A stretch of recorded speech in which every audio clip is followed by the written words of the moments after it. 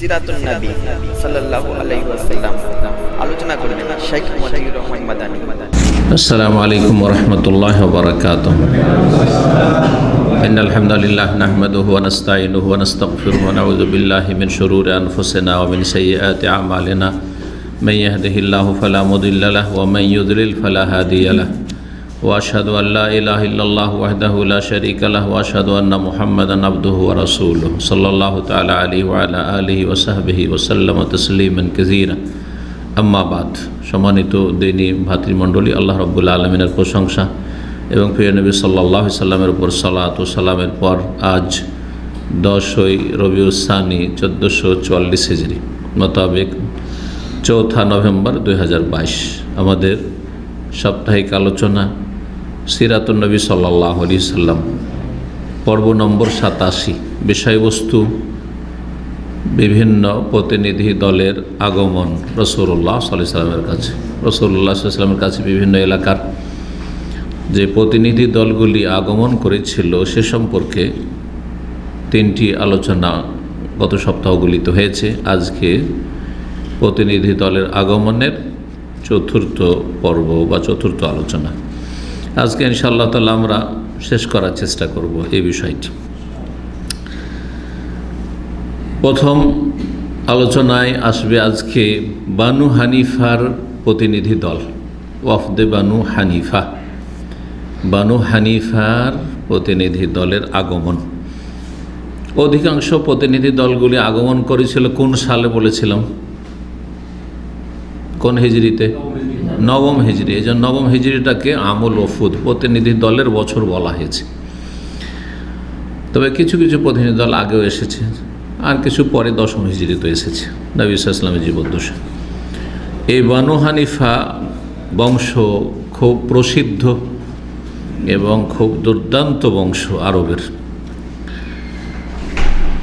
এরা নবম হিজরিতে এসেছিল মদিনায়। তাদের সংখ্যা ছিল, এই প্রতিনিধি দলের সংখ্যা ছিল 17 জন। এই 17 জনের অন্যতম ছিল মুসাইলামা কাজ্জাব, নবুয়তের দাবিদার।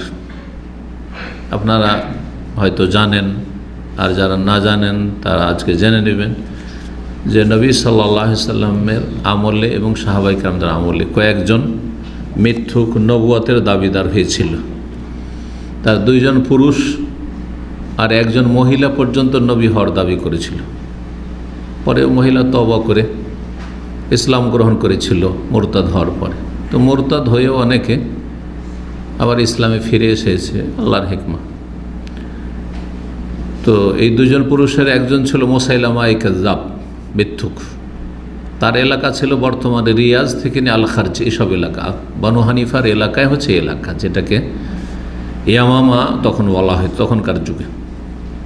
এখনও পুরনো লোকেরা জানে যে রিয়াজ এলাকা হচ্ছে ইয়ামামা।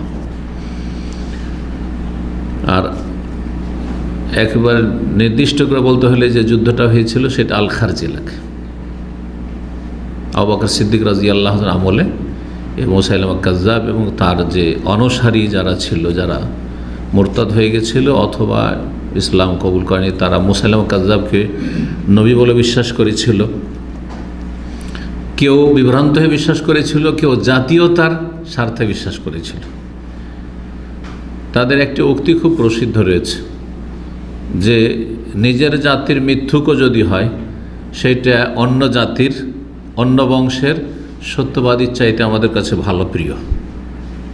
এটা হচ্ছে জাতীয়তাবাদ। এটা নামই হচ্ছে জাতীয়তাবাদ। যে নিজের ভাষাভাষী বা নিজের দেশের লোক, নিজের অঞ্চলের লোক যদি জালেমও হয়, অন্যায়কারীও হয়, তবুও তার সাপোর্ট অনেকে করে থাকে। এই টানটা যদি থাকে তো এটা জাতীয়তাবাদের রোগ, যেটা ইসলাম বিরোধী, বরং মূলত কুফরি বিশ্বাস। এটি যদি ইসলাম মুসলিমের ওপর জাতীয়তার ভিত্তিতে কাউকে প্রাধান্য দেওয়া হয়, ভাষার ভিত্তিতে যদি প্রাধান্য দেওয়া হয়, তাহলে যেসব বাঙালি অমুসলিম আছে অন্য দেশের বা অন্য ভাষাভাষী মুসলিমদের উপর প্রাধান্য দিয়ে দিবেন, এটা কুফর না? এটা কুফর, ঈমান ভঙ্গকারী বিষয়। এই জন্য জাতীয়তাবাদী বিশ্বাস বা জাতীয়তাবাদী ধ্যান ধারণা চেতনা হচ্ছে ইসলাম পরিপন্থী বিশ্বাস, কুফরি বিশ্বাস। আর যদি এ বিশ্বাস না থাকে, তবে মাঝে মধ্যে এরকম একটা টান যদি হয়ে যায়, তাহলে এটা হচ্ছে জাহিলি চরিত্র, কুফরির একটা চরিত্র। কাফের বলা যাবে না সবসময়। মূলত তার ইসলামের সাথে দরদ আছে, মুসলিমের সাথে দরদ আছে, কিন্তু মাঝে মধ্যে হয়তো এরকম ধরনের হয়ে যায়, পদস্খলন যেটাকে বলে, তো তখন ঢালাওভাবে কাফের বলা যাবে না, যেমনটা হয় মানুষের কখনো কখনো হয়। ইল্লা মাশাআল্লাহ, একেবারে আল্লাহর জন্য ভালোবাসা, রাসূলের জন্য ভালোবাসা, দ্বীনের জন্য ভালোবাসা, এইরকম কয়টা লোক পাবেন। কিছুটা দুর্বলতা থেকে যেতে পারে, অথবা আপ ডাউন করতে পারে। জি, আল্লাহ হেফাজত করুন। তো এই মুসাইলামা কাযযাব ছিল এই বংশের। এই 17 জনের একজন ছিল এই মুসাইলামা, যে পরে নবুয়তের দাবিদার হয়েছিল। আর একজন আছে একবারে শেষ আলোচনাতে বলবো, আসওয়াদ আনাসি, যে ইয়ামান দেশে নবুয়তের দাবিদার হয়েছিল। আর এক মহিলা ছিল, যেটা ছিল মুসাইলামা কাযযাবের আশেপাশে এই এলাকারই, নাজদ এলাকারই, যার নাম ছিল সাজাহ। সে নবুয়তে যখন দাবি করলো, তখন লোকেরা বলল যে নবী সাল্লাল্লাহু আলাইহি সাল্লাম তো শেষ নবী, খাতামুন নবীন।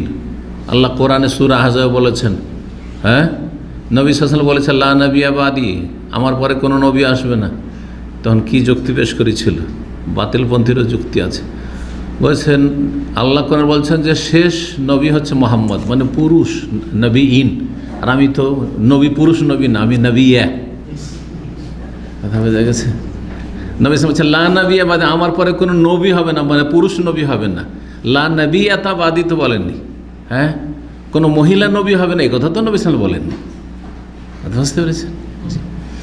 যাকে আল্লাহ পথভ্রষ্ট করবে, সে বাতিলকে হক মনে করবে, সত্য মনে করবে, মিথ্যাকে সত্য মনে করবে। তাকে কুফর ভালো লাগবে, নাস্তিকতা ভালো লাগবে, জি, তাকে বিবস্ত্র হওয়া ভালো লাগবে, জি।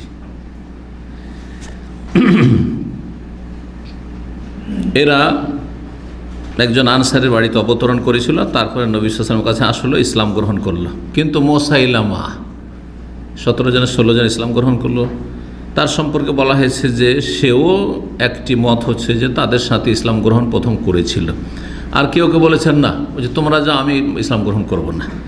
সে থেকে গেছিল, আসেনি, উপস্থিত হয়নি। আর সে মদিনাই থেকে নবী সাল্লাল্লাহু আলাইহি ওয়াসাল্লামের সাথে দেখা না করে বলেছে ইনজা আলালি মুহাম্মাদুন আমরা মিন বাদি তাবিতুহু, যদি মুহাম্মদ সাল্লাল্লাহু আলাইহি ওয়াসাল্লাম তার ইন্তেকালের পরে আমাকে যদি তার খলিফা, মানে আমাকে যদি নবুয়তটা দিয়ে দেয়, তাহলে আমি ইসলাম গ্রহণ করব, তার অনুসরণ করব, আর না হলে করব না। বললাম নবী সাল্লাল্লাহু আলাইহি ওয়াসাল্লাম তার পূর্বে স্বপ্নে দেখেছিলেন যে তাকে পৃথিবীর সমস্ত রকমের স্বর্ণ চাঁদির ধনভাণ্ডার দিয়ে দেওয়া হয়েছে, খাজাইনুল আরদ। আর তার মধ্যে তার নবী সাল্লাল্লাহু আলাইহি সাল্লামের মোবারক হাতে 2টো কঙ্কন, 2 হাতে 2টো কঙ্কন স্বর্ণের।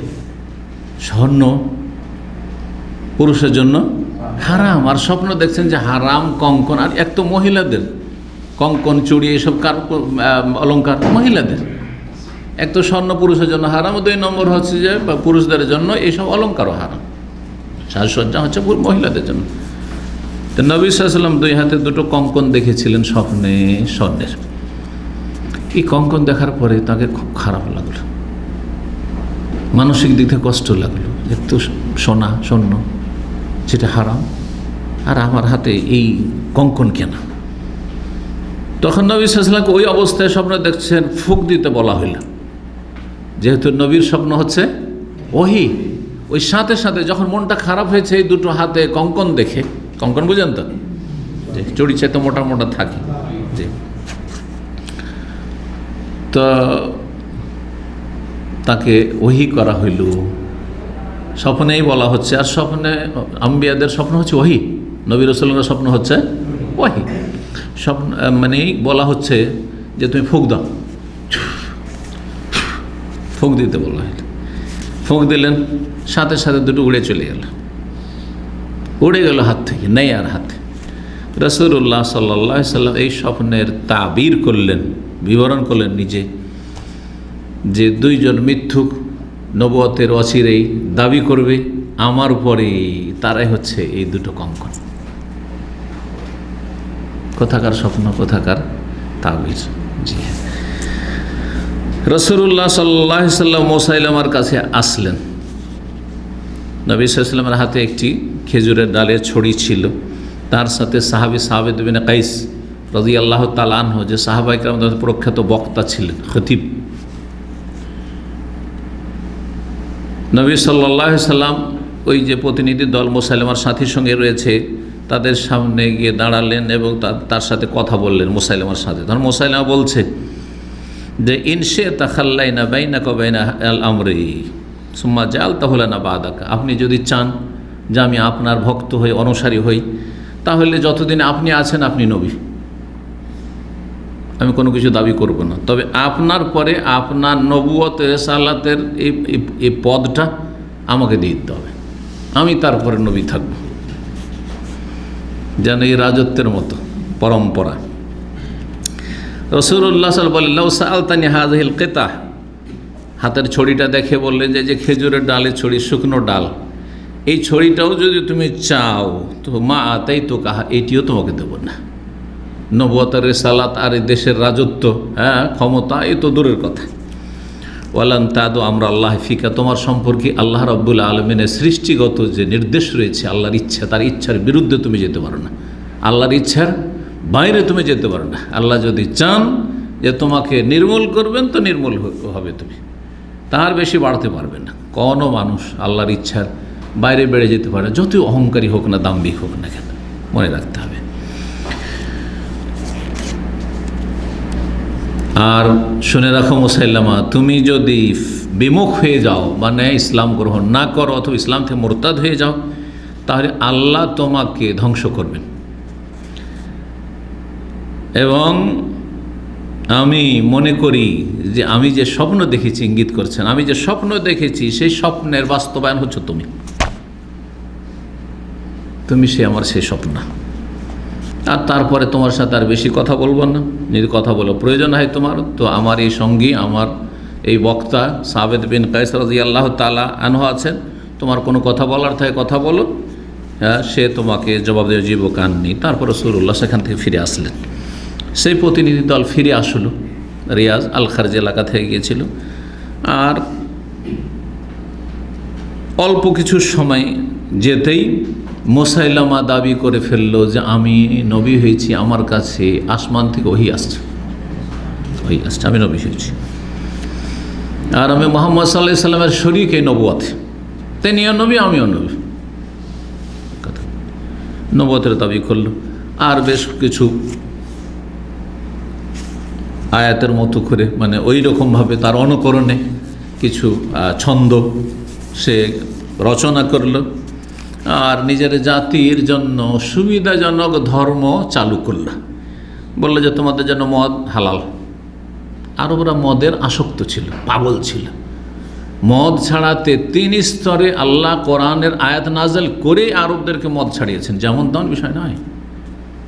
জি, আমাদের বাঙালি জাতির যেসব মোল্লা হুজুরা জর্দা খায়, জর্দা ছাড়ানো অত সহজ নাই। তো জর্দা ছাড়াতে যদি এত কষ্ট লাগে মোল্লা মৌলভীদেরকে, বিদাতিদেরকে, তাহলে মদের নেশা যদি থাকে তো এত সহজ নাকি মনে করছেন? হ্যাঁ, তো এই ছিল, ডুবেছিল আরব জাতি মদে। তারপরে মানুষের যৌন চাহিদা আছে। হ্যাঁ, অধিকাংশ মানুষের প্রকৃতি হচ্ছে অসৎ প্রকৃতির।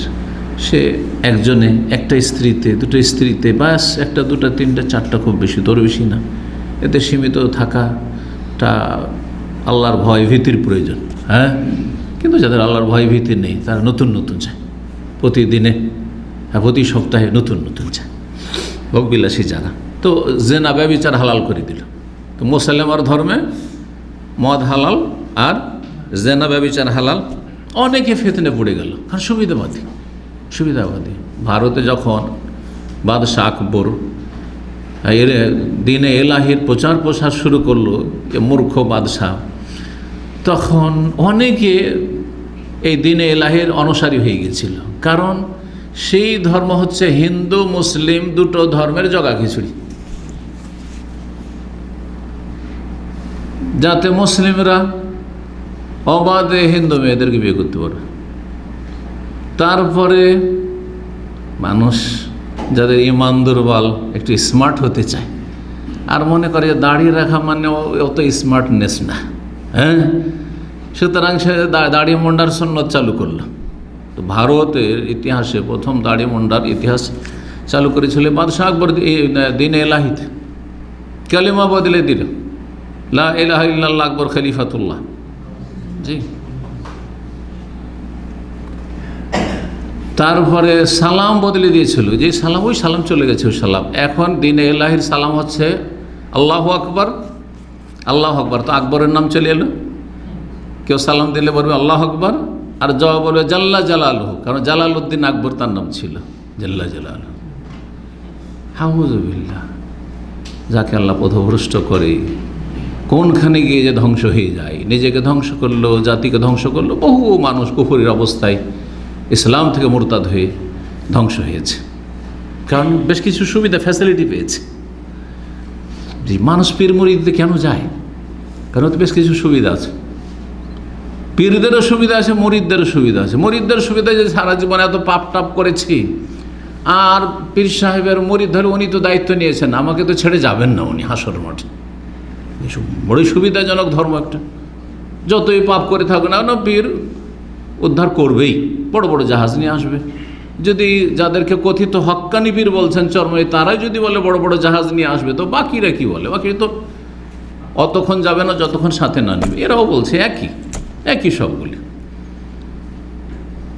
তো মুরিদানও এরকম ধর্মকর্ম চাই, যে সমস্ত পাপ করলাম শেষখানে জান্নাতে চলে গেলাম। জি, আর পীরেরা দুনিয়ার সুবিধা, যে সম্মান, যে পয়সা, আর যে বিনা পুঁজির ব্যবসা, আর যে কোনো টেনশন নাই, আর কি অতিভক্তি, কত মজা লাগে। হ্যাঁ, এই মজা কে ছাড়ে? দুনিয়ার মজা, আখেরাত অনেক দূরে। আর শয়তান এমনভাবে বিভ্রান্ত করেছে, মনে করেছে আমাদের জন্য আখেরাত বিভ্রান্ত। দুনিয়া তো হারাম ভোগ আর হারাম রুজি, আর আখেরাত তো মনে করেছে যে জান্নাত আমাদের জন্য বরাদ্দ। তো যার ফলে আমাদের দেশের মানুষরা হয় পীর না হয় মুরিদ, ইল্লা মাশাআল্লাহ, আল্লাহ যাকে হেদায়েত করেছেন, কোরআন সুন্নাহ বুঝার তৌফিক দিয়েছেন, আলহামদুলিল্লাহ, আলহামদুলিল্লাহ। তো মুসাইলামা কাযযাব ঠিক ওই রকমই। তো কী করলো? এসব হালাল করে দিল, অনেকে ফিতনায় পড়ে গেল, আর একেবারে বিশাল আকার ধারণ করলো তার বিষয়টি, মারাত্মক বিষয়। অনেকে মুরতাদ হয়ে যাচ্ছে।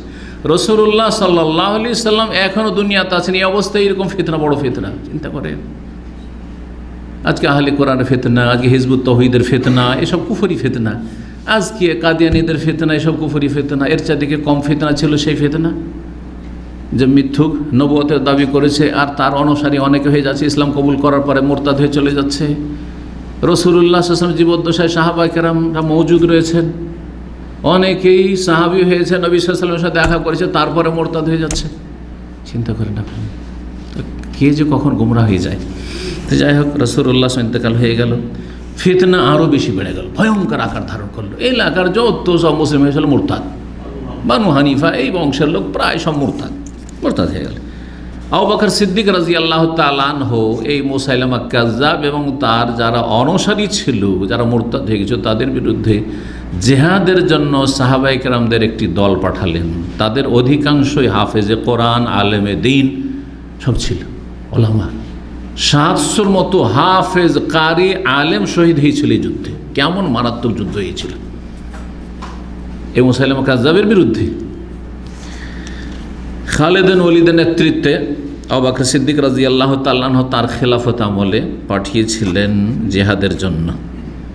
লড়াই হয়েছিল, সেই জবরদস্ত লড়াই হয়েছিল, যাতে মুসাইলামা এবং তার অধিকাংশ সেনাবাহিনী যারা ছিল তারা নিহত হয়েছিল, এবং এই ফিতনা নির্মূল হয়েছে, আলহামদুলিল্লাহ। এই মুসাইলামা কাযযাব মিথ্যুক যে নবুয়তের দাবিদার, তাকে খুন করেছিল কে, হত্যা করেছিল কে? তার নাম হচ্ছে ওয়াহশী বিন হারব, যে একসময় ইসলামের বড় দুশমন হয়ে লড়াই করেছিল। কোথায়? ওহদের যুদ্ধে কাফেরদের পক্ষ থেকে। তখনও খালিদ বিন ওয়ালিদ প্রধান সেনাপতি, কিন্তু কাফেরদের প্রধান সেনাপতি। আর এখানে ইসলামের প্রধান সেনাপতি খালিদ বিন ওয়ালিদ। সেখানে ওয়াহশী বিন হারব মালিক থেকে স্বাধীন হওয়ার জন্য হামজাকে হত্যা করেছে রাদিয়াল্লাহু তাআলা রাসূলুল্লাহ সাল্লাল্লাহু আলাইহি ওয়াসাল্লাম প্রিয় চাচাকে। তারপরে ইসলাম গ্রহণ করলো, কিন্তু জীবনে একটা আক্ষেপ থেকে যায় তার, ওয়াহশী বিন হারবের, যে আমি জীবনে এমন একটা অপরাধ করেছি, যে আমি তো খুন করেছি, কিন্তু রাসূলুল্লাহ সাল্লাল্লাহু আলাইহি ওয়াসাল্লামের অত্যন্ত প্রিয় চাচাকে, হামজা রাদিয়াল্লাহু তাআলা আনহুকে, যে আল্লাহর সিংহ, তাকে আল্লাহর সিংহ বলা হয় সাদুল্লাহ, তাকে আমি শহীদ করেছি।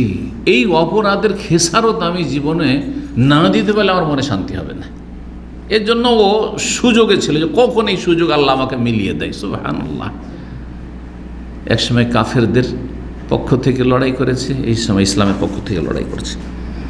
এই ওয়াহশী বিন হারব এই সুযোগ পেয়ে গেল লড়াইয়ের। আবু বকর সিদ্দিক রাদিয়াল্লাহু তাআলা খেলাফত আমলে, আর তারপরে মুসাইলিমা কাযযাবরা হামলা করে তাকে হত্যা করেছিল, যে তার হাতে হত্যা হয়েছে। দ্বিতীয় মিথ্যুক যে নবী সাল্লাল্লাহু আলাইহি ওয়াসাল্লাম স্বপ্নে দেখেছিলেন, আসওয়াদ আনাসি, যার কথা বলছিলাম, তার আলোচনা আসছে।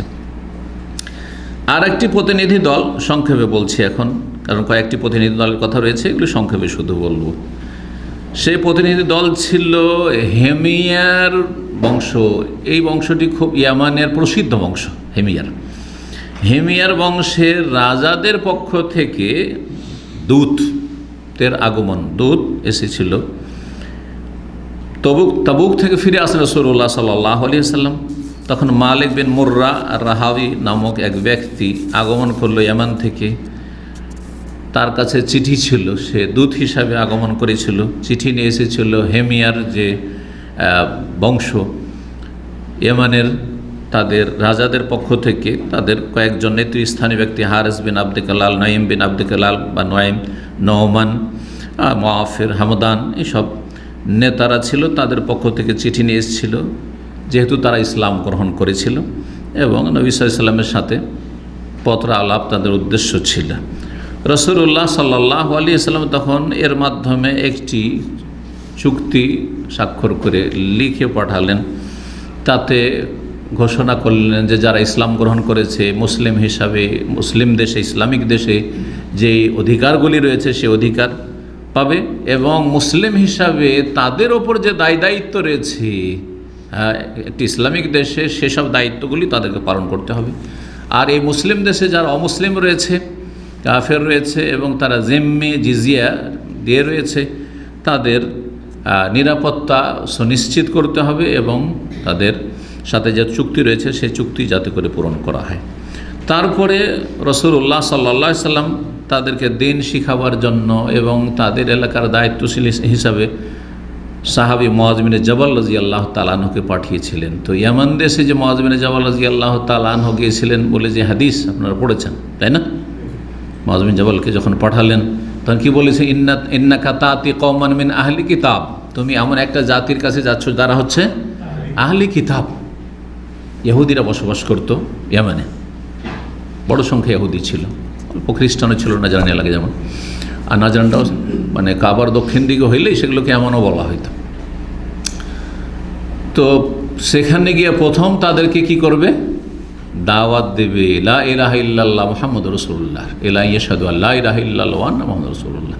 তারা যদি কালিমা তাইয়্যিবা পড়ে নেয় তাহলে তাদেরকে বলবে যে 5 ওয়াক্ত সালাত ফরজ। সেটা যদি মেনে নেয় তাহলে যাকাত ফরজ, বলেছেন না? তো এইভাবে রাসূলুল্লাহ সাল্লাল্লাহু আলাইহি ওয়াসাল্লাম মুআয বিন জাবালকে পাঠিয়েছিলেন, তার সাথে বেশ কয়েকজন সাহাবীকে পাঠিয়েছিলেন। তারা আদান এলাকা, আদান হচ্ছে ইয়ামানের দক্ষিণ অঞ্চল। ইয়ামান সম্পর্কে আপনাদের কার নলেজ আছে? সৌদি আরবের নলেজ অনেকের নাই, তো ইয়ামানের কী নলেজ থাকবে? ইয়ামান তো আমিও যাইনি, ইয়ামানের বর্ডার পর্যন্ত দেখেছি। আর ইয়ামানের গ্রামগুলো দেখতে পেয়েছি পাহাড়ের উপর থেকে, একবারে নিচে বর্ডার বা ওই পাহাড়ের ভিতরে বর্ডার, একবারে বর্ডারের পাশে। আমাদের কিছু সৌদি ভাইরা জিজানে বক্তব্য করতে গিয়েছিলাম, তারপরে ওরা নিয়ে গেলো যে চলে নাস্তা করবো গিয়ে একবারে ইয়ামানের বর্ডার। আর ইয়ামানের গ্রামগুলো দেখো, কোরা ইয়ামানিয়া, ইয়ামানের গ্রাম অঞ্চলগুলো দেখো আমাদের দেশের মতো ওই খড়ের ছোটো ছোটো কুঁড়ে বাড়িগুলো হ্যাঁ আছে গ্রাম অঞ্চলে যেমন থাকে ওইরকম, গরিব দেশ। তো আদান এলাকায় পাঠিয়েছিলেন মুআয বিন জাবাল রাদিয়াল্লাহু তাআলা আনহু। তিনি সেখানে কাজী ছিলেন, বিচারপতি ছিলেন, এবং সেখানকার তিনি শাসক হাকিম ছিলেন। লড়াই কোনো রকমের দ্বন্দ্ব হলে তাদের বিচার সালিসের জন্য, এবং সেখানকার জাকাত আদায় করার জন্য তিনি দায়িত্বশীল ছিলেন। তার সাথে অমুসলিমদের থেকে জিজিয়া আদায়ের জন্য তিনি দায়িত্বশীল ছিলেন, অর্থাৎ গভর্নরও ছিলেন। এই জন্য মুআয ইবনে জাবালকে ইয়ামানের কি বলা হয়? গভর্নর বলা হয় আমাদের ভাষায়। তাদের ইমামতি করতেন 5 ওয়াক্ত সালাতের মুআয ইবনে জাবাল রাদিয়াল্লাহু তাআলা আনহু। আবু মুসা আশআরী রাদিয়াল্লাহু তাআলা আনহুকে পাঠিয়েছিলেন। তিনি গেলেন জাবিদ, মাআরিব, একটি শহর রয়েছে মাআরিব ইয়ামানে, ওই এলাকায় পাঠালেন। আর এই 2 জন সাহাবীকে বলে দিলেন, ইয়াসসিরা, তোমরা 2 জন একই এলাকায় যাচ্ছ, 2 জনের সাহাবী, আপোষে তোমরা আবার দ্বন্দ্ব করিও না। কারণ একই সাবজেক্টের 2 জন হলে দ্বন্দ্ব হওয়ার সম্ভাবনা বেশি থাকে। বুঝেন না? হিংসা কে কার করে? একই সেম সাবজেক্টের হলে হিংসা করবে, অন্য সাবজেক্ট হলে হিংসা করবে না। আমার হিংসা কিন্তু মেডিকেলের ডাক্তাররা করবে না। আমার অফিসে যদি থাকে, কেউ চাকরি করে, করবে না কিন্তু, কারণ ওর ফিল্ড আল্লাহ, আমার ফিল্ড আল্লাহ। বুঝতে পারছি, এটা মানুষের স্বভাব, যারা হিংসুক তাদের অবস্থা। আর কোন আলেম কিন্তু ওই ডাক্তার আর ইঞ্জিনিয়ার হিংসা করবে না। কার হিংসা করবে? আলেম হিংসা করবে। কিন্তু সাদা কাপড়ে ময়লা বেশি দেখা যায়, মনে করে শুধু আলেমরা। আলেমদের মধ্যে যখন কলহ দেখে, তখন জনগণ কি বলে যে আলেমদের অন্তর খারাপ, আলেমরা কেউ কারো ভাত দেখতে পারে না। আরে ডাক্তারের ভাত দেখতে পারে না, খোঁজ নিয়ে দেখবেন। আমি মাস্টার সাহেবদের সাথে মিলে দেখেছি স্কুল কলেজের লেকচার, একে অপরের সাথে কি যে বিদ্বেষ আর অন্তর্দ্বন্দ্ব তাদের। ধরুন একই স্কুলে 2টো গ্রুপ আছে, একটা হয়তো হেডমাস্টারের সাথে আছে, আর একটা বিরোধী দল আছে। বুঝতে পেরেছেন? আচ্ছা, এই ফিতনা থাকবে। এই ফিতনা থেকে মুক্ত হইতে হইলে আল্লাহ সন্তুষ্টির জন্য ভালোবাসতে মানুষকে, তাহলে সব ঝামেলা থাকবেন। এবং নিজের কাজ নিয়ে কাজ, অন্যের কাজে মাথা ব্যথার কোনো প্রয়োজন করে না। কে কি করছে না করছে, যারা বেতন দিচ্ছে তারা দেখবে। কথা বুঝতে পেরেছেন? কিন্তু যখনই আপনি অন্যকে ডিস্টার্ব করতে যাবেন, তখন সে ওছ মারার চেষ্টা করে আপনাকে। হ্যাঁ, নিজের কাজ। ভালো মানুষ, জ্ঞানী মানুষ যারা, ওসব ঝামেলা যেতে চায় না। আমি আমার দায়িত্ব পালন করছি কিনা, আমি নাই পথে আছি কিনা, আমি কারোর জুলুম তো করি না, ব্যাস এটা দেখার বিষয় রয়েছে। আল্লাহ হেফাজত করুন। তো এই 2 জনকে পাঠালেন, যদি এলাকা খানিকটা ভিন্ন ভিন্ন ছিল, তারপরও আশেপাশে দেখা সাক্ষাতের সম্ভাবনা রয়েছে বা পরামর্শ ইত্যাদি। তাদেরকে উপদেশ দিয়েছেন রাসূলুল্লাহ সাল্লাল্লাহু আলাইহি ওয়াসাল্লাম, ইয়াসসিরা, আবু মুসা আশআরী এবং মুআয ইবনে জাবাল, তোমরা 2 জনেই সব জায়গায় সহজ করার চেষ্টা করবে, যে কোনো বিষয় কঠিন করবেন না। ইয়াসসিরা, সহজ করবে। ওয়ালা তুআসসিরা, কঠিন করবেন না। অবশ্যেরা, মানুষকে আশ্বস্ত করবে, সুসংবাদ দেবে। ওয়ালা তুনাফিরা, মানুষকে দূরে সরিয়ে দেবে না, ঘৃণা ছড়াবে না, মানুষের মাঝে ঘৃণা চড়াবে না, যাতে অভুক্তি না হয়। ওয়াতাতাওয়া, তোমরা আপোষে মিলেমিশে কাজ করবে। ওয়ালা তাখতালিফা, তোমরা আপোষে দ্বন্দ্ব করবে না, মতবিরোধ করবে না। খুব গুরুত্বপূর্ণ কথা। 2 জন বাঙালি যদি একটা প্রতিষ্ঠানে, কোম্পানিতে, মুআসসাসায় থাকেন, এক অফিসে চাকরি করেন, 2 জন মিলে থাকেন, খুব ভালো থাকবেন। কারণ আপনার ভাষা ও বোঝে, আর ওর ভাষা আপনি বোঝেন।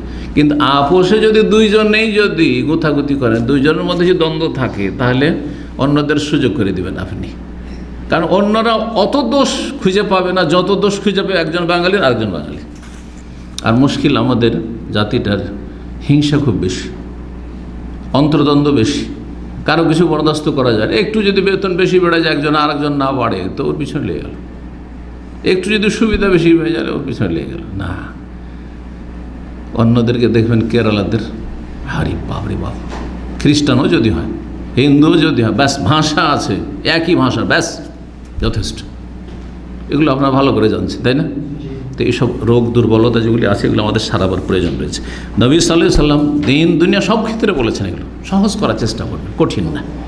মানুষকে আশ্বস্ত করবেন, ঘৃণা ছড়াবেন না, মিলেমিশে কাজ করবেন, আপোষে কলহ করবেন না। জি। মুআয বিন জাবাল রাদিয়াল্লাহু তাআলা ইয়ামানে অবস্থান করেছিলেন রাসূলুল্লাহ সাল্লাল্লাহু আলাইহি ওয়াসাল্লামের তিরোধান পর্যন্ত, ইন্তেকাল পর্যন্ত। আবু মুসা আশআরী রাদিয়াল্লাহু তাআলা আনহু বিদায় হজের সময়, হজের মৌসুমে এসে পৌঁছে গেছিলেন। আর একটি প্রতিনিধি দল, সেটি হচ্ছে অহদ হামদান। হামদান বলে যে বংশটি, হামদান কবিলা, সেই বংশের প্রতিনিধি দল। এই হামদান বংশটি খুব প্রসিদ্ধ প্রখ্যাত বংশ, ইয়ামান দেশের। এরা নবম হিজরিতে রাসূলুল্লাহ সাল্লাল্লাহু আলাইহি ওয়াসাল্লামের কাছে রাসূলুল্লাহ সাল্লাল্লাহু আলাইহি ওয়াসাল্লাম তবুক যুদ্ধ থেকে ফিরে আসার পরে আগমন করেছিল, যাদের একজন ছিলেন দায়িত্বশীল মালিক বিন নমত। রাসূলুল্লাহ সাল্লাল্লাহু আলাইহি ওয়াসাল্লাম তার জন্য একটি লিখনি লিখে দিলেন এবং যা কিছু তারা চেয়েছিল সেই এলাকায় তাদের প্রয়োজন সেসব তাদেরকে দিয়ে দিয়েছিলেন। জমি জায়গা, আগে হয়তো কি জমি জায়গা বড় বড় রাজা নবাব তারা কি করত, বড় বড় দায়িত্বশীলদেরকে কি করতো, জমিদারদেরকে দিয়ে দিত, এই এলাকা তোমার, এই অঞ্চলটা তোমার। জি, মালিক বিন নমদকে দায়িত্বশীল বানিয়ে দিলেন, যারা মুসলিম হয়েছে এলাকার তোমার সম্প্রদায় তাদের তুমি দায়িত্বশীল। তারপরে খালিদ বিন ওয়ালিদ রাদিয়াল্লাহু তাআলা আনহু ইয়ামানের এই এলাকায় হামদান বংশের কাছে পাঠালেন। তাহলে ইয়ামান দেশে পাঠিয়েছিলেন কাকে? আবু মুসা আশআরীকে, মুআয বিন জবালকে আর খালিদ বিন ওয়ালিদ রাদিয়াল্লাহু তাআলা আনহুকে। বাকি অনেকে ইসলাম যারা গ্রহণ করে তাদেরকে ইসলামের দাওয়াত দেওয়ার জন্য পাঠিয়েছিলেন। 6 মাস তিনি থাকলেন খালিদ বিন ওয়ালিদ রাদিয়াল্লাহু তাআলা আনহু ইয়ামানে, দীর্ঘ 6 মাস থাকলেন, কিন্তু মুসলিম হইল না, তারা ইসলাম গ্রহণ করলো না। তারপরে রাসূলুল্লাহ সাল্লাল্লাহু আলাইহি ওয়াসাল্লাম আলী ইবনে আবি তালিব পাঠালেন। যে হাদিসটাই রয়েছে, এই হাদিস জানেন যে আলী রাদিয়াল্লাহু তাআলা আনহুকে নবী সাল্লাল্লাহু আলাইহি ওয়াসাল্লাম কোথায় পাঠিয়েছিলেন? ইয়ামানে পাঠিয়েছিলেন। যখন রাসূলুল্লাহ সাল্লাল্লাহু আলাইহি ওয়াসাল্লাম বিদায় হজে, তখন আলী রাদিয়াল্লাহু তাআলা আনহু ইয়ামান থেকে হজের ইহরাম বেঁধে এসেছিলেন। তো কোন হজ করব জানা তো নাই যে রাসূল কোন হজ করছেন, তো তিনি রাসূলুল্লাহ সাল্লাল্লাহু আলাইহি ওয়াসাল্লাম হজের সাথে সম্পৃক্ত করে হজের নিয়ত করেছিলেন। তার এটা জায়েজ আছে। কি করেছেন? আল্লাহ, আমি সেই হজের নিয়ত করেছি যে হজের নিয়ত রাসূলুল্লাহ করেছেন। জানা নাই, কোনো যোগাযোগ নাই, কিন্তু ধরেন আপনার আপন ভাই অথবা আপনার কোনো প্রিয়জন, কোনো শেখ, কোনো আলেম কোনো দেশ থেকে আসছেন, হজে আসছেন, আর আপনি হজে যাচ্ছেন। আমি ওনার ওই যে হজটা করবো ওই হজটি করবো, আমার আব্বা যে হজটা করবো ওই হজই করবো, কিন্তু যোগাযোগ নাই। ধরেন আজকাল না টেলিফোন যোগাযোগ, এক সময় ছিল, আজকে 20-30 বছর আগে সব কিছুই ছিল না, তাই না? চিঠিপত্র, কোনো যোগাযোগ নেই। আল্লাহ, আমার আব্বা যে নিয়ত করে আসে ওই নিয়তে আমি করলাম, চলবে না? চলবে না। জি, বলছেন আলী রাদিয়াল্লাহু আহলাল তো এহলাল রাসূলুল্লাহ সাল্লাল্লাহু আলাইহি ওয়াসাল্লাম, আমি তলবিয়া পাঠ করেছি যেই তলবিয়া রাসূলুল্লাহ পাঠ করেছেন। লব্বাইক যদি উমরাতান করে থাকেন, হজে তামাত্তু তো হজে তামাত্তু, লব্বাইক হাজ্জান উমরাতান, হজ্জে কিরান তো হজ্জে কিরান। রাসূলুল্লাহ বলেন যে আমি তো হজ্জে কিরান করেছি, বলছে তোমার হজ্জে কিরান, তাহলে তোমার হজ্জে কিরান। আলী রাদিয়াল্লাহু তাআলা আনহুকে পাঠিয়ে দিলেন। খালিদ বিন ওয়ালিদ 6 মাসে কাউকে ইসলামে নিয়ে আসতে পারলেন না, পাঠিয়ে দিলেন আলী বিন আবি তালিবকে। আর খালিদ বিন ওয়ালিদ সম্পর্কে বলে পাঠালেন যে ওকে বলো ফিরে আসো, সে চলে আসুক, তুমি থাকবে সেখানে। রাসূলুল্লাহ সাল্লাল্লাহু আলাইহি ওয়াসাল্লামের যে চিঠি ছিল সেটা পড়ে শোনাইলেন সেখানকার লোকদেরকে এবং তাদেরকে ইসলামের দাওয়াত দিলেন। তখন তারা মুসলমান হয়ে গেল। আলী রাদিয়াল্লাহুর দাওয়াতে তারা ইসলাম কবুল করলো। এই সুসংবাদ রাসূলুল্লাহ সাল্লাল্লাহু আলাইহি ওয়াসাল্লামকে লিখে পাঠালেন আলী রাদিয়াল্লাহু তাআলা আনহু যে আলহামদুলিল্লাহ তারা ইসলাম গ্রহণ করেছে। তখন খুশিতে নবী সাল্লাল্লাহু আলাইহি ওয়াসাল্লাম সিজদায় শুকর করেছেন। আনন্দের সময় সিজদায় শুকর করা সুন্নাত, সিজদায় শুকর করা সুন্নাত। কিন্তু আমাদের দেশের লোকেরা সিজদায় শুকর জানে না। কি জানে? শুকরানা নামাজ জানে। শুকরানা নামাজ জায়েজ হতে পারে, কারণ সেটাও তাতে সেজদা রয়েছে, কিন্তু উত্তম হচ্ছে রাসূলুল্লাহ সাল্লাল্লাহু আলাইহি ওয়াসাল্লামের পুরোপুরি সুন্নতের অনুসরণে যখনই কোনো খুশির খবর আসতো, বিজয়, কেউ ইসলাম গ্রহণ করেছে, আর কোনো আনন্দ সংবাদ, এইরকমই ধরেন আপনার হঠাৎ করে মাশাআল্লাহ ছেলে মেয়ে হয়েছে, অথবা আরও কিছু খুশির একটা কোনো খবর এসছে, হঠাৎ করে জানতে পারলেন আলহামদুলিল্লাহ রে 500 রিয়াল বেতন বেড়ে গেছে, সাথে সাথে সিজদা করেন। সিজদা শুকর করতে দেরি করেন নাই যে এখন খবরটা পেলাম, আচ্ছা ঠিক আছে ওই জোহরে মসজিদ যাবো, তখন সিজদা শুকর না, তখনই। এর জন্য উযু শর্ত নেই, তখনই সিজদা।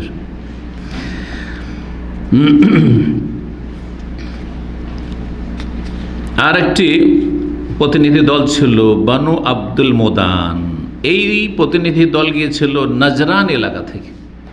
তখনকার যুগে নাজরান এলাকাকে এমন বলা হতো, কিন্তু এখন নাজরান হচ্ছে সৌদি আরবের একটি বিশাল বিস্তর এলাকা, প্রসিদ্ধ একটি এলাকা। রাসূলুল্লাহ খালিদ বিন ওয়ালিদকে 10ম হিজরি রবিউল সানি, এই মাসে রবিউল আখির 10ম হিজরিতে এই এলাকায় পাঠিয়েছিলেন, নাজরান এলাকায়। তাদেরকে ইসলামের দাওয়াত দেওয়ার জন্য 3 দিন ধরে ইসলামের দাওয়াত দিলেন, কিন্তু বলে দিলেন যে তাদেরকে ইসলামের দাওয়াত দেবে, যদি কবুল করে তো ঠিক আছে, আর যদি তারা অস্বীকার করে তাহলে তাদের বিরুদ্ধে লড়াই করবে। কে ছিলেন তিনি? খালিদ বিন ওয়ালিদ রাদিয়াল্লাহু তাআলা আনহু। তাদের কাছে যখন পৌঁছলেন তিনি, আর তার যারা সঙ্গীরা ছিল তাদেরকে পাঠালেন বিভিন্ন এলাকায় যাও এবং তাদেরকে জানিয়ে দাও যে তোমরা ইসলাম গ্রহণ করা, ইসলামের দাওয়াত দাও, এবং তাদেরকে বলে দাও আসলেমো তাসলাম, ইসলাম গ্রহণ করো তাহলে নিরাপদ থাকবে, নিরাপত্তা হাসিল করবে।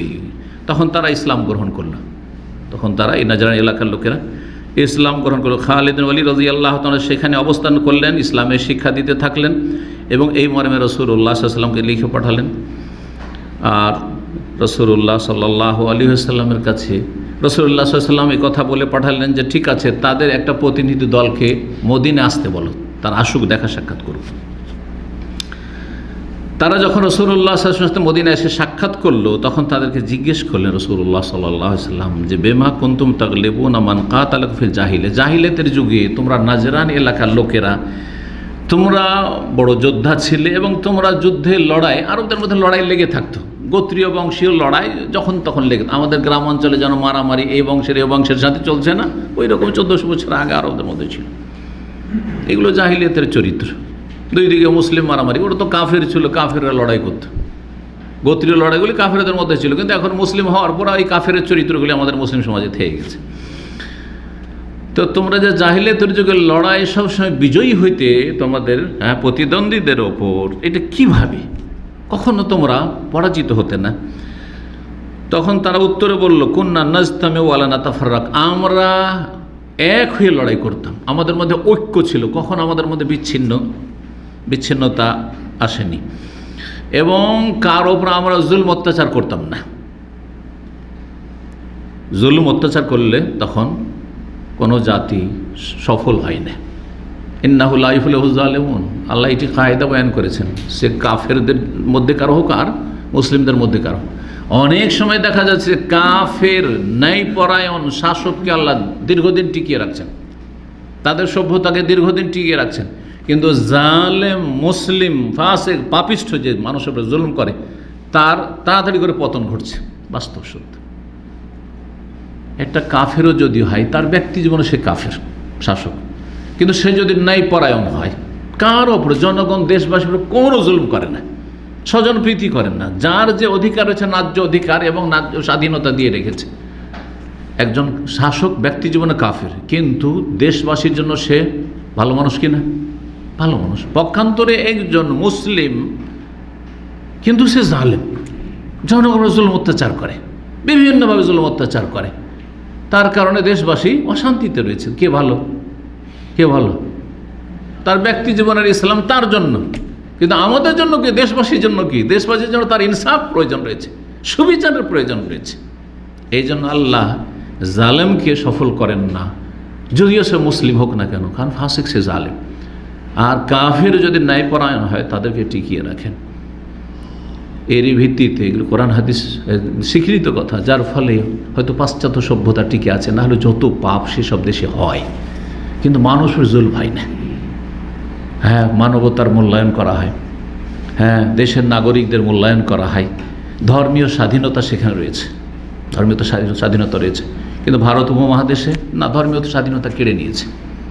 যারা জালেম, যারা সংখ্যাগরিষ্ঠ, হ্যাঁ, যারা ক্ষমতাশীল, তারা ধর্মীয় স্বাধীনতা কেড়ে নিচ্ছে, ঠিকভাবে ধর্ম অন্যদেরকে পালন করতে দিচ্ছে না, যারা সংখ্যালঘু তাদেরকে।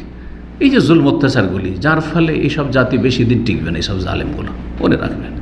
এটি হচ্ছে আল্লাহ রাব্বুল আলামিন নীতিমালা সৃষ্টি জগতের ক্ষেত্রে। নবী সাল্লাল্লাহু বললেন যে সাদাকতুম, কথা সত্যি বলেছে। ঐক্য যদি থাকে আর কারো জুলম অত্যাচার না করো তো বিজয়ী হবে। নবী সাল্লাল্লাহু আলাইহি ওয়াসাল্লাম সমর্থন করলেন তাদের এই কথা।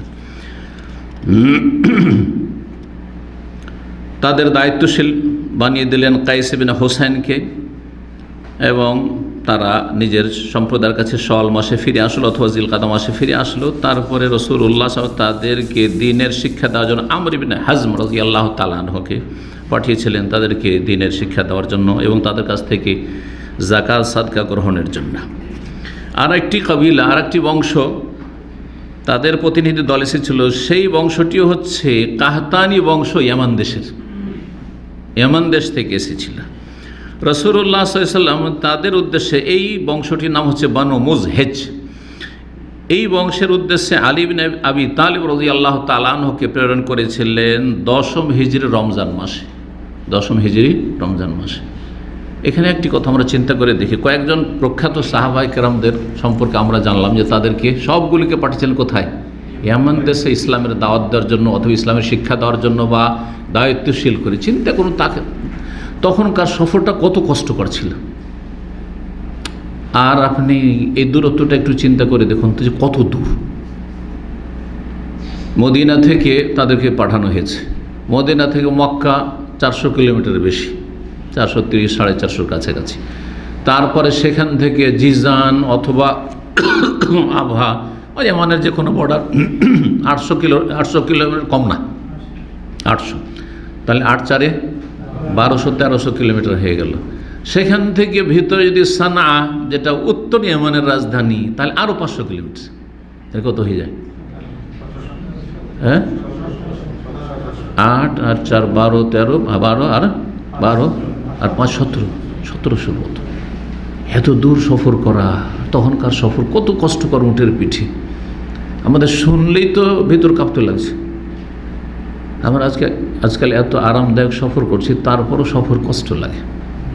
প্লেনে সফর করলেও কষ্ট লাগে, বাসে তো আরও কষ্ট লাগে, ট্রেনে আরও এইসব যে সফরগুলি রয়েছে এবার, হ্যাঁ, এতেই ক্লান্তি আমাদের। তাহলে তাদের মনোবল কত মজবুত ছিল ইসলামের খাতিরে, দিনের খাতিরে, নিজের স্ত্রী, নিজের পরিবার, নিজের আত্মীয় স্বজন, নিজের প্রিয়জন সবকে ছেড়ে চলে যাচ্ছে। আল্লাহু আকবার। কত কষ্ট করে ইসলামটা মানব জাতির কাছে পৌঁছেছেন সাহাবায়ে কেরাম রাদিয়াল্লাহু তাআলা আনহু। একটু চিন্তা করে দেখুন, এবার যদি তারা ইসলামটা না পৌঁছাইতেন তো ইয়ামান দেশের লোকেরা কাফের থেকে যেত। ইয়ামান দেশে ভায়া ইয়ামান হয়েই তো, বা ইয়ামানের ব্যবসায়ী যারা, তাদের মাধ্যমেই তো ইসলাম পৌঁছেছে ভারত উপমহাদেশে। কেরালা, চেন্নাই, যেসব আপনার সাগরীয় এলাকা যেগুলো, তারপরে চিটাগাং, বরগুনা, এগুলো তো ইসলাম পৌঁছেছে আরব ব্যবসায়ীদের মাধ্যমে। আর আরব ব্যবসায়ী মানে দক্ষিণ অঞ্চলে সব আরব, ইয়ামান দেশেরই অধিকাংশ। আর কিছু ছিল মক্কার লোকের ব্যবসা বাণিজ্য করতো, তারা গিয়েছে। সুবহানাল্লাহ, কত কষ্ট করে তারা আমাদের কাছে ইসলাম পৌঁছিয়েছেন, আল্লাহর নিয়ামত পৌঁছেছে। যারা গ্রহণ করতে পেরেছে আলহামদুলিল্লাহ, জাহান্নাম থেকে নাজাত পেয়েছে। আর যারা কুফরের অবস্থায় থেকে গেছে তারা জাহান্নামের ইন্ধন হয়েছে আর হচ্ছে।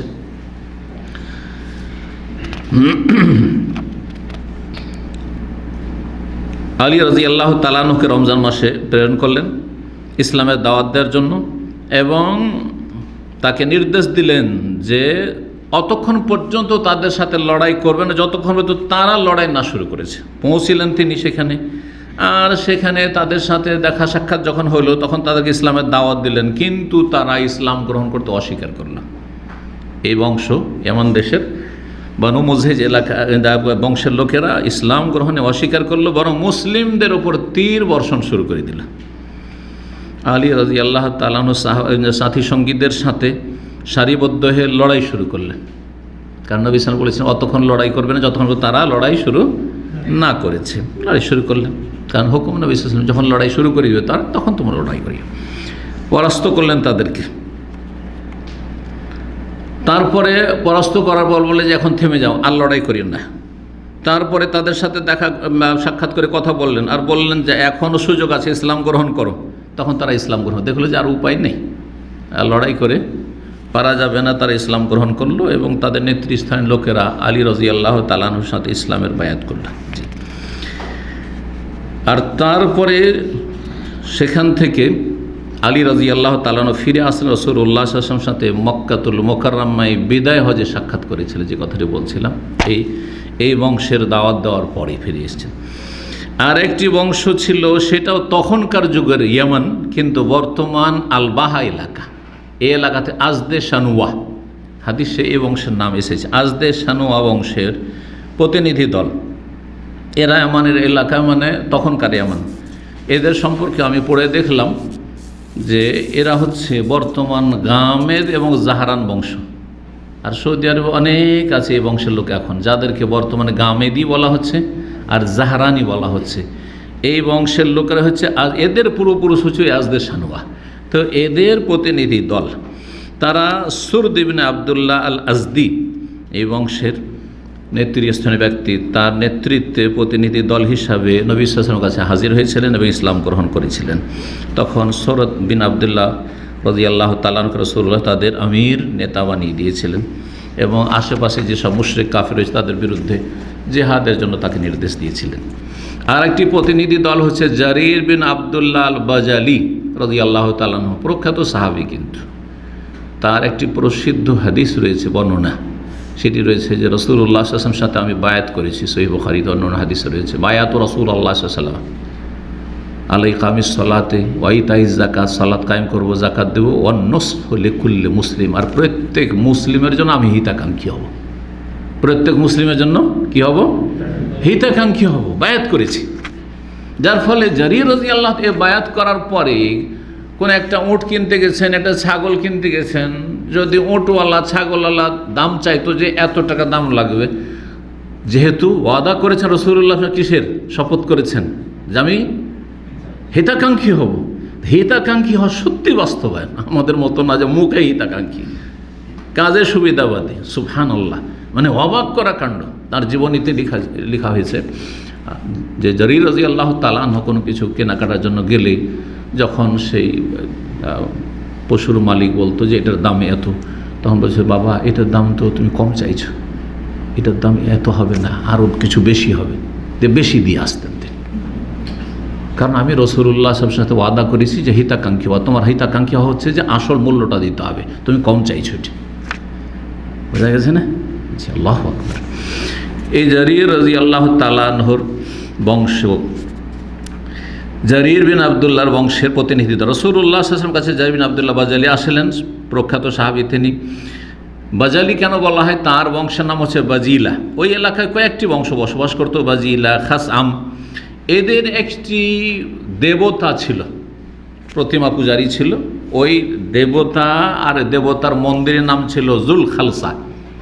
জুল খালসা, এই জুল খালসা মন্দিরের কথা সহিহ বুখারীতে 6 জায়গায় এসেছে ওই হাদিসটি, এই ঘটনাটি। আর সহিহ মুসলিমে এক জায়গায় এসেছে, সহিহ বুখারী মুসলিমের হাদিস। তো তারা একটি কাবা তৈরি করেছিল এমন দেশে। কি তৈরি করেছিল? একটি কাবা তৈরি করেছিল। আর তারা মক্কার কাবাকে বলতো যে কাবা শামিয়া, মানে সামদেশের কাবা, যেহেতু সামদেশের দিকে সেজন্য ওটার নাম বলতো কাবা শামিয়া।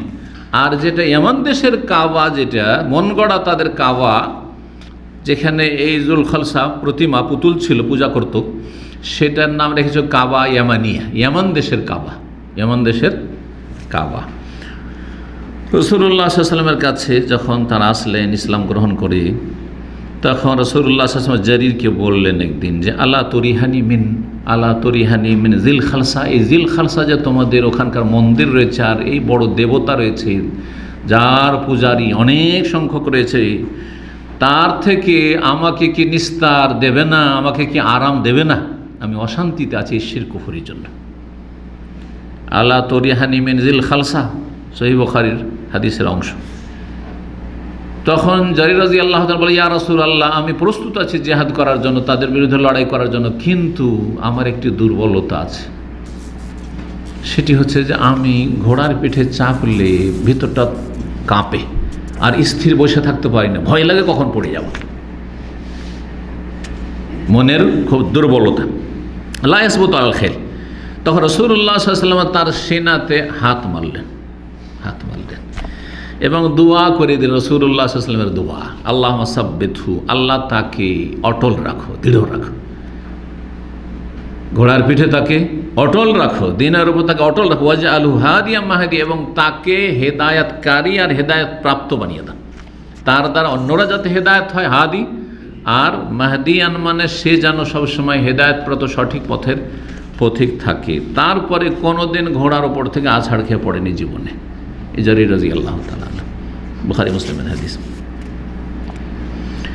জারির রাদিয়াল্লাহু তাআলা আনহু এই দোয়া পেলেন রাসূলুল্লাহ সাল্লাল্লাহু আলাইহি ওয়াসাল্লামের। তারপরে ছুটলেন ঘোড়ার পিঠে ছুটে, আর তার সাথে 150 জন সাথী সঙ্গী নিলেন। 150 জন, সবাই ছিল অশ্বারোহী, ঘোড়সওয়ার। আর তারপরে সেই মন্দিরে গিয়ে সে মন্দিরে আগুন লাগিয়ে দিয়ে জ্বালিয়ে একেবারে ছাই করে দিলেন, জারির রাদিয়াল্লাহু তাআলা তার সাথী সঙ্গীরা। আর তারপর সেখান থেকে আবু আরতা নামক ব্যক্তিকে রাসূলুল্লাহ সাল্লাল্লাহু আলাইহি ওয়াসাল্লামের কাছে পাঠিয়ে দিলেন সুসংবাদ দেওয়ার জন্য, যে আপনি খুব মনের আকাঙ্ক্ষা করেছিলেন যে যদি আমি আরাম পেতাম এই আরব জগতে এখনও বড় এক দেবতার পূজা হচ্ছে, এখান থেকে যদি আমার আরাম পেতাম। তো আল্লাহ রাব্বুল আপনাকে আরাম দিয়েছেন, আলহামদুলিল্লাহ। আমরা সেই মন্দির জ্বালিয়ে এবং সেই প্রতিমা জ্বালিয়ে আমরা ছারখার করে দিয়েছি, আলহামদুলিল্লাহ। সর্বশেষ আলোচনা তা হচ্ছে আর একজন মিথ্যুক নবুয়তের দাবিদারের কথা যে বলেছিলাম। একটা ছিল মুসাইলামা কাযযাব, যার এলাকা ছিল সে রিয়াদ আর খারজ এলাকা, আর এর এলাকা ছিল ইয়েমেন দেশে, আসওয়াদ আনাসি বানু আনাস বংশের। যখন আরব দেশগুলিতে এমনকি ইয়েমেন দেশও নিরাপত্তা বিরাজ করছে, অধিকাংশ লোক প্রায় ইসলাম গ্রহণ করেছে। আর কেউ যদি এদিক সেদিক আত্মগোপন করে থাকে সেটা ভিন্ন বিষয়, কিন্তু এমন কোনো কুফরি শক্তি মাথা উঠিয়ে নেই, শক্তিশালী হয়ে নেই। রাসূলুল্লাহ সাল্লাল্লাহু আলাইহি ওয়াসাল্লামের পক্ষ থেকে আরব অঞ্চলের বিভিন্ন এলাকা, বিভিন্ন দায়িত্বশীলরা আপন আপন এলাকায় নিজ নিজ দায়িত্ব যথাযথ পালন করছেন। হঠাৎ করে ইয়েমেন দেশে এই আসওয়াদ আনাসি নামক ব্যক্তি কাহাফ হানান এলাকায় 700 যোদ্ধা নিয়ে এলাকায় দাবি করলো যে আমি নবী হয়েছি, আর আমার বিরুদ্ধাচরণ যে করবে তাদের বিরুদ্ধে লড়াই।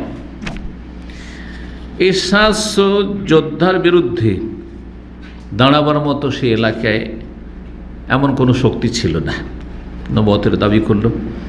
আর তারপরে এগিয়ে যেতে লাগলো সানআ, বর্তমান যে ইয়েমেনের রাজধানী, তখনও শহর ছিল সানআ। তো সানআ এলাকার দিয়ে এগিয়ে গিয়ে সানআ দখল করে ফেলল। সে এলাকায় সব মুসলিমরা ছিল, হ্যাঁ ইসলামের পতাকা ছিল, কিন্তু দখল করে ফেলল।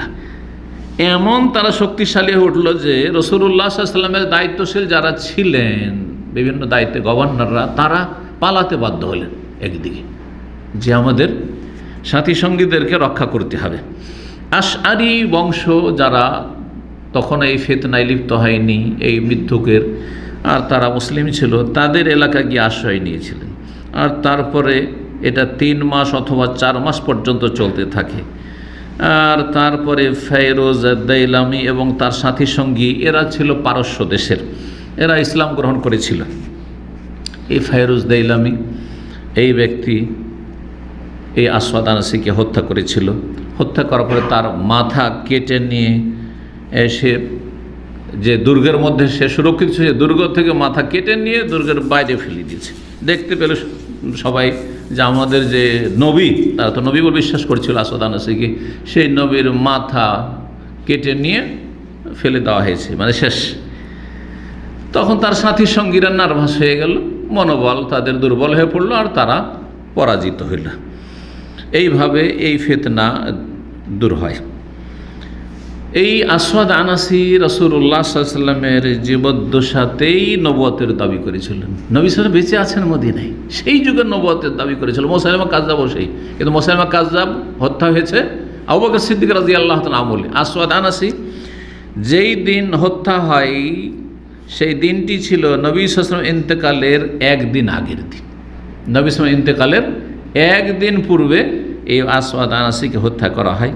রাসূলুল্লাহ সাল্লাল্লাহু আলাইহি ওয়াসাল্লামের কাছে ওহী এসে গেল। ইয়ামান থেকে খবর আসতে তো দেরি লাগবে, একদিন হায়াত আছে রাসূলুল্লাহ সাল্লাল্লাহু আলাইহি ওয়াসাল্লামের। ওহী আসমান থেকে চলে এসছে যে সেই মিথ্যুক নবুয়তের দাবিদার আসওয়াদ আনাসিকে হত্যা করা হয়েছে। রাসূলুল্লাহ সাল্লাল্লাহু আলাইহি ওয়াসাল্লাম সাহাবায়ে কেরামদেরকে মদিনায় খবর দিলেন, সুসংবাদ দিলেন যে আসওয়াদ আনাসি যে ইয়ামান দেশে মিথ্যুক নবুয়তের দাবিদার হয়েছে, তাকে হত্যা করা হয়েছে, সাথী সঙ্গীরা আমার হত্যা করেছে। তার কয়েকদিন পরে আবু বকর সিদ্দিক রাদিয়াল্লাহু তাআলা আনহু খলিফা হয়ে গেছে, রাসূলুল্লাহ সাল্লাল্লাহু আলাইহি ওয়াসাল্লামের দাফন হয়ে গেছে।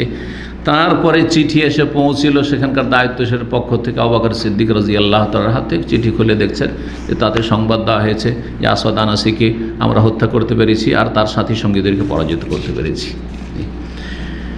তো এই ছিল প্রতিনিধি দলগুলির আলোচনা, যা দীর্ঘ ছিল, প্রায় 16-17টি প্রতিনিধি দল নিয়ে আলোচনা করলাম। আল্লাহ রাব্বুল আলামিন যেন আমাদের এলমে আমলে বরকত দান করেন, দিন দুনিয়া বরকত দান করেন।